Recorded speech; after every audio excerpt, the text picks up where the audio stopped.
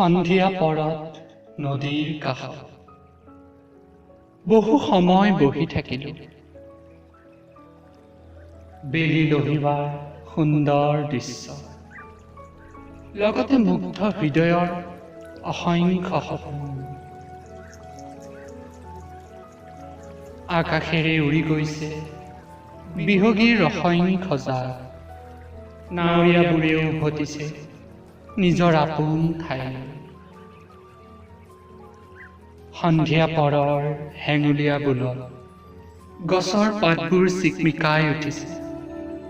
নদীত পানীৰ লগত যেন মুকুতাৰ ঢল বৈছে, লগতে যেন কোমল বতাহজাকে শৰীৰত মৃদুভাৱে কোবাইছেহি।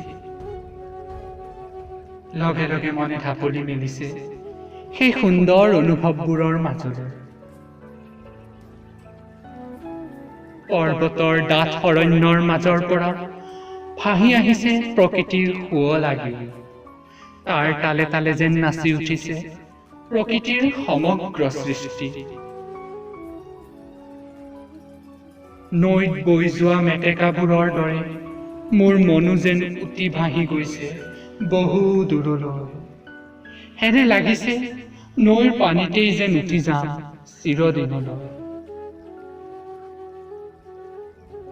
ৰোমাঞ্চিত হৃদয়ত পুনৰ জাগি উঠিছে প্ৰেমৰ মধুৰ সপোন। মনে বিচাৰিছে প্ৰকৃতিৰ বুকুত উমলিবলৈ এখন নিজান ঠাই।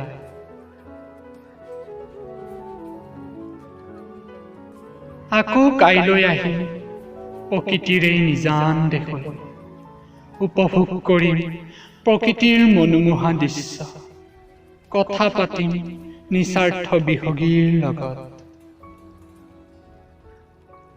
তালে তালে নাচিম প্ৰকৃতিৰ শুৱলা গীতত।